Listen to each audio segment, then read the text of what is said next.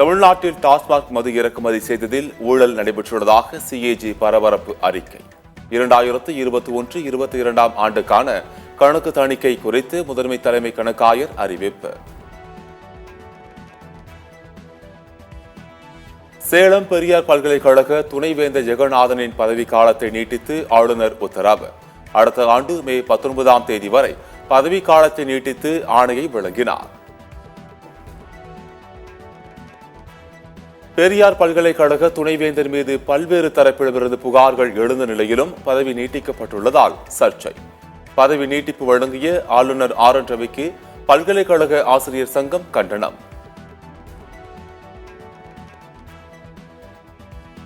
கோடநாடு வழக்கில் தொடர்புடையவர்களுக்கு வெளிநாடுகளில் இருந்து அழைப்புகள் வந்துள்ளதால் இன்டர்போல் விசாரிக்க வேண்டும். சட்டப்பேரவையில் காவல்துறை மானிய கோரிக்கை மீது முதலமைச்சர் பதிலுரை.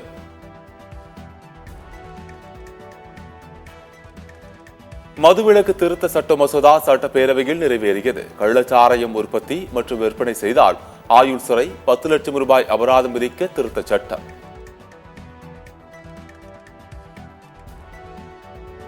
கள்ளச்சாராயம் விற்பனை செய்தால் சம்பந்தப்பட்ட நபரை அந்த பகுதியிலிருந்து அகற்ற திருத்த சட்டத்தில் வழிவகை. கள்ளச்சாராயம் விற்பனைக்கு பயன்படுத்தும் அசையும் மற்றும் அசையா சொத்துக்களை பறிமுதல் செய்ய அதிகாரம் அளிக்கிறது திருத்த சட்டம். தமிழ்நாட்டில் பூரண மது விலக்கை கொண்டுவரும் சூழ்நிலை தற்போது இல்லை என அமைச்சர் முத்துசாமி பேச்சு. படிப்படியாக மதுக்கடைகளை மூடினாலும் குடிப்பவர்கள் எண்ணிக்கை குறையவில்லை என விளக்கம். சாத்தூர் வெடி விபத்தில் 4 பேர் உயிரிழந்த சம்பவம். பட்டாசு ஆலை உரிமையாளர் கைது, பட்டாசு ஆலையின் உரிமம் ரத்து.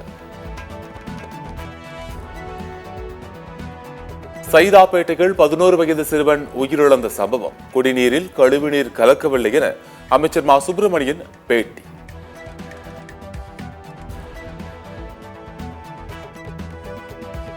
சென்னை சைதாப்பேட்டையில் கழிவுநீர் கலந்த குடிநீரில் அருந்திய சிறுவன் உயிரிழந்த சம்பவம் அதிர்ச்சியளிப்பதாக EPS அறிக்கை.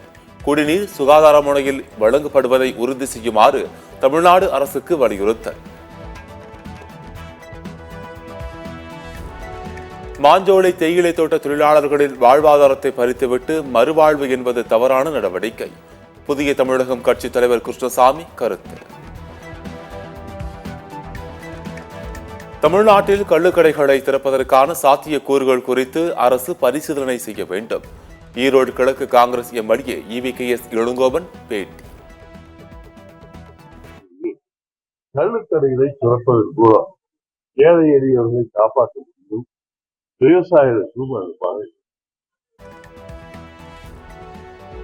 பெரியார் பல்கலைக்கழக துணைவேந்தர் ஜெகநாதன் மீது நடவடிக்கை எடுக்க ராமதாஸ் கோரிக்கை.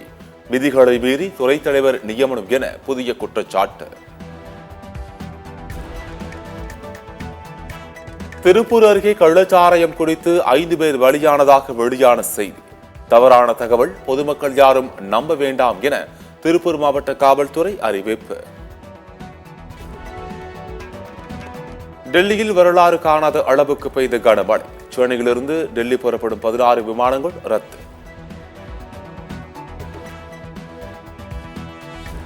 நீலகிரி, கோவை உள்ளிட்ட 3 மாவட்டங்களில் அடுத்த 3 நாட்களுக்கு கனமழை நீடிக்கும். வானிலை மையம் தகவல். சிதம்பரம் அருகே பேருந்திற்காக காத்திருந்த ஆசிரியையிடம் 9 சவரன் தாலிச்சங்கிலியை பறித்துச் சென்ற மர்ம நபர்கள். கண்காணிப்பு கேமராக்களை ஆய்வு செய்து போலீசார் விசாரணை. மதுபான கொள்கை முறைகேடு வழக்கில் டெல்லி முதலமைச்சர் அரவிந்த் கெஜ்ரிவாலுக்கு 14 நாட்கள் நீதிமன்ற காவல். 3 நாள் CBI காவல் நிறைவடைந்த நிலையில் CBI நீதிமன்றம் உத்தரவு. லடாக்கில் தௌலத் பேக் ஆற்றை கடக்கும் போது பீரங்கி வண்டி அடித்துச் செல்லப்பட்டதில் ராணுவ வீரர்கள் 5 பேர் உயிரிழப்பு. பாதுகாப்புத்துறை அமைச்சர் ராஜ்நாத் சிங் இரங்கல். டெல்லியில் பெய்த கனமழையில் எய்ம்ஸ் மருத்துவமனையின் அடித்தளத்தில் தண்ணீர் புகுந்தது. தண்ணீர் தேங்கியதால் கார் உள்ளிட்ட வாகனங்கள் சேதம். நீட் முறைகேடு தொடர்பாக குஜராத்தில் 7 இடங்களில் CBI சோதனை. குஜராத்தில் ஏற்கனவே 5 பேர் கைது செய்யப்பட்டுள்ள நிலையில் CBI விசாரணை. ஜியோ ஏர்டெலை தொடர்ந்து ரீசார்ஜ் கட்டணத்தை உயர்த்திய வோடாபோன் ஐடியா. ரீசார்ஜ் கட்டணங்கள் உயர்த்தப்படுவதால் வாடிக்கையாளர்கள் கலக்கம். பீகாரில் தங்க புல்லட்டில் வலம் வந்து மக்களின் கவனத்தை ஈர்த்த நபர் 300 கிராம் தங்கத்தால் வாகனத்தை அலங்கரித்ததோடு 5 கிலோ 400 கிராம் தங்கமும் அணிந்துள்ளார். ரஷ்யாவுடனான போரை முடிவுக்கு கொண்டு வர விரிவான திட்டம் ஒன்றை தயாரித்து வருகின்றோம். உக்ரைன் அதிபர் விளாடிமிர் ஜெலன்ஸ்கி கருத்து. டெஸ்ட் கிரிக்கெட்டில் இந்திய மகளிர் அணி புதிய சாதனை. மகளிர் டெஸ்ட் கிரிக்கெட் வரலாற்றில் ஒரு இன்னிங்ஸில் அதிகபட்ச ஸ்கோர் விளாசிய அணி என்ற சாதனையை படைத்தது. 17 ஆண்டுகளுக்கு பிறகு T20 கிரிக்கெட் உலக கோப்பையை வெல்லுமா இந்திய அணி? உலகமே உற்றுநோக்கும் இறுதிப் போட்டி விறுவிறுப்பு.